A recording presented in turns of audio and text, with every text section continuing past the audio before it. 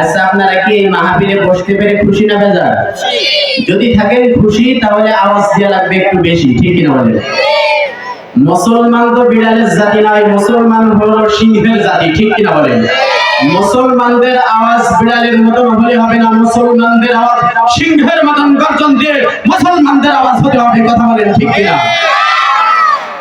এই বলরামপুর গ্রামের মাটি আগামী দিনে হবে ইসলামের ঘাঁটি, ঠিক কিনা বলেন?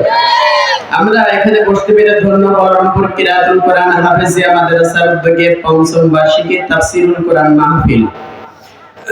আমাদের প্রধান বক্তা বর্তমান সময়ের জনপ্রিয় আলোচিত উদীয়মান তরুণ বক্তা হযরত মাওলানা আবরারুল হক আসিফ।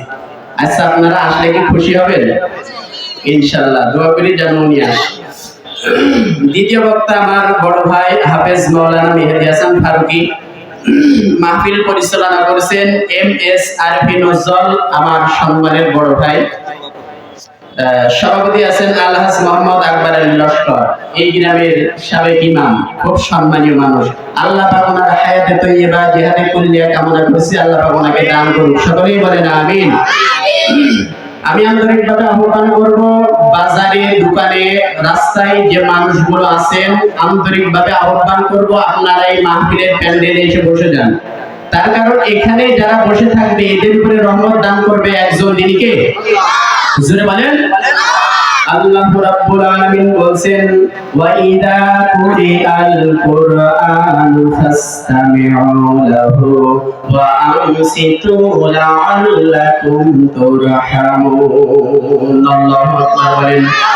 আল্লাহ রাব্বুল আলামিন বললেন, যেখানে কোরআনের আলোচনা হবে, আল্লাহ এবং আল্লাহর রাসূলের কথা হবে, সেখানে যারা বসে কোরআন এবং হাদিস থেকে কথা শ্রবণ করবে, দুইটা সরলমিনে, এক নম্বরে চোখ থাকবে, দুই নম্বরে কথাগুলো মনোযোগ সহকারে শ্রবণ করবে।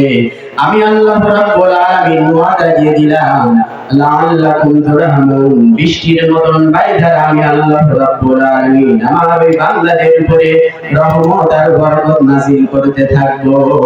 সুবহানাল্লাহ। আমরা এই যে বসে আছি, আমাদের উপরে রহমত দেশে একজন, তিনি কে?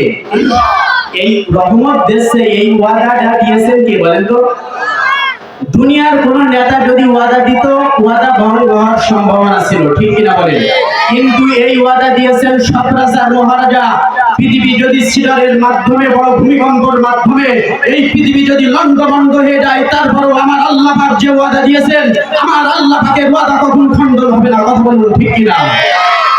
সেই আল্লাহ পাক ওয়াদা দিয়েছেন, লাআল্লাকুম তুরহামুন, মাহফিলে বসে তোমরা কোরআন এবং হাদিস থেকে কথা শ্রবণ করো, আমি আল্লাহ পাক তোমাদের উপরে রহমত আর বরকত বৃষ্টির মতো নজর ধারায় আমি আল্লাহ পাক রহমত দেব। সুবহানাল্লাহ।